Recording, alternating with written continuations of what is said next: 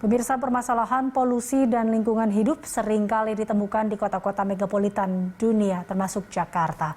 Buruknya tingkat polusi di DKI Jakarta membuat sejumlah elemen masyarakat menggugat pemerintah atas kerusakan dan pencemaran lingkungan di Jakarta. Lantas bagaimana seharusnya mewujudkan Jakarta sebagai kota megapolitan yang tidak hanya modern namun juga ramah lingkungan bagi warganya?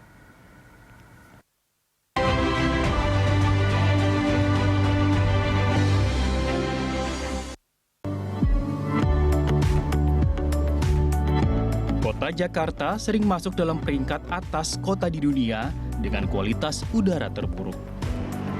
Buruknya kualitas udara di sebuah kota tentu berdampak jangka panjang pada kesehatan warganya.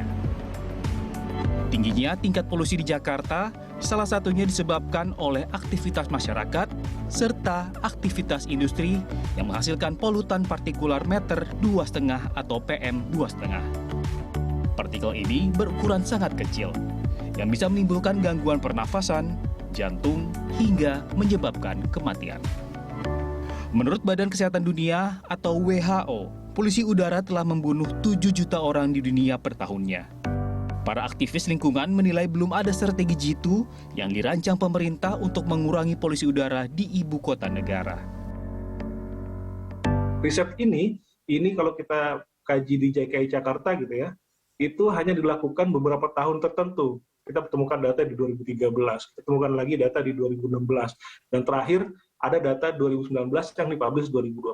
Nah, harusnya kalau kita bicara soal pengendalian sumber pencemar udara, harusnya kajian riset source apportionment atau emission inventory itu dilakukan setiap tahun berkala, sehingga kita dengan mudah mengukur keberhasilan si pemerintah tersebut mengendalikan sumber pencemarnya. Karena riset ini dengan sangat jelas mendeskripsikan sumber PM2,5 itu berasal dari aktivitas apa.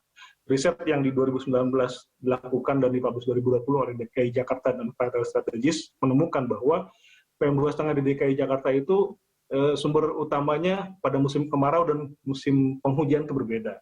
Walaupun di dua itu ternyata sumber polutan utamanya adalah dari asap knalpot kendaraan. Kedua dari industri, kemudian ketiga dari pembakaran PLT batubara, karena polutan PM2,5 erat kaitannya dengan hasil pembakaran batubara ya, PLT batubara. Dan yang terakhir berikutnya adalah pembakaran open waste burning, pembakaran sampah. Tingginya pencemaran serta polusi udara Jakarta membuat sejumlah perwakilan masyarakat sipil melayangkan citizen lawsuit pada 2019 lalu. 7 pejabat negara termasuk Presiden Joko Widodo dan Gubernur DKI Jakarta Anies Baswedan menjadi tergugat di perkara ini. Greenpeace Indonesia sebagai salah satu penggugat menyebut kualitas terburuk udara Jakarta sempat terjadi di tahun 2018. Tiap tahun, polusi udara tertinggi biasanya terjadi di bulan Juni hingga Agustus. Ya, sebenarnya kalau bicara membaik atau tidak membaiknya, kita bisa bicara konteks tahunan atau harian atau bulanan.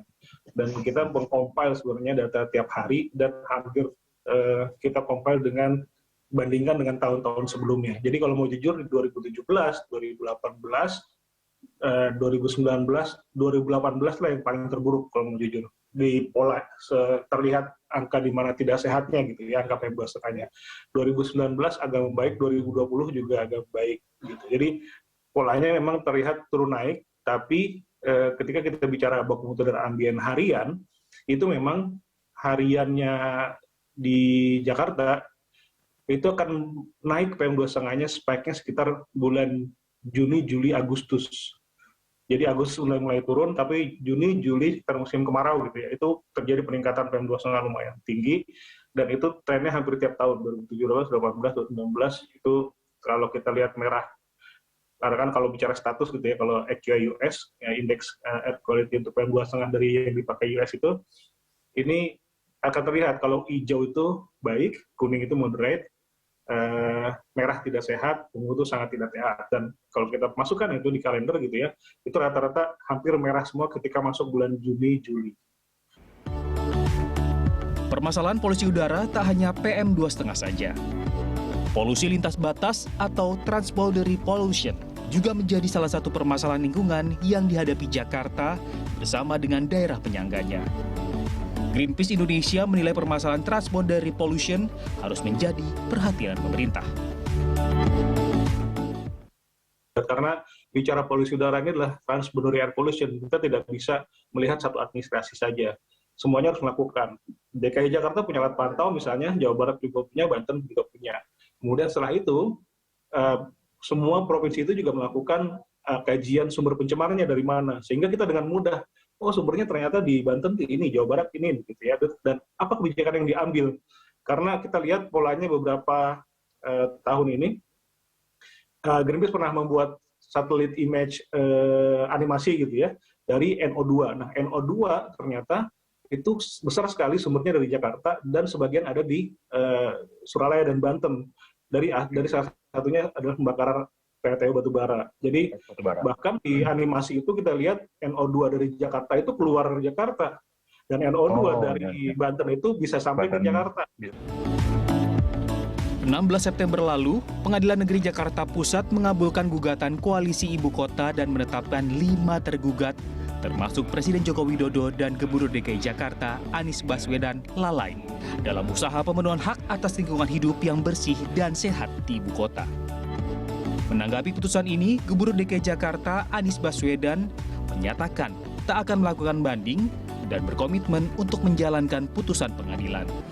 Sehubungan dengan amar putusan hari ini, sesuai dengan visi dan misi pemerintah Provinsi DKI Jakarta untuk menyediakan udara bersih yang merupakan hak dasar bagi siapapun, Pemprov DKI Jakarta akan melaksanakan putusan pengadilan dan tidak mengajukan banding. Lingkungan dan udara bersih merupakan hak setiap warga negara. Pesatnya pembangunan, industrialisasi, serta pesatnya peradaban sebuah negara tak boleh menjadi alasan atas buruknya udara. Penyelesaian masalah polusi udara tak hanya menjadi permasalahan pemerintah saja. Masyarakat juga perlu aktif dalam menciptakan lingkungan dan udara yang sehat. Christo Suryo Kusumo, Amin Subarkah, Berita 1, Jakarta.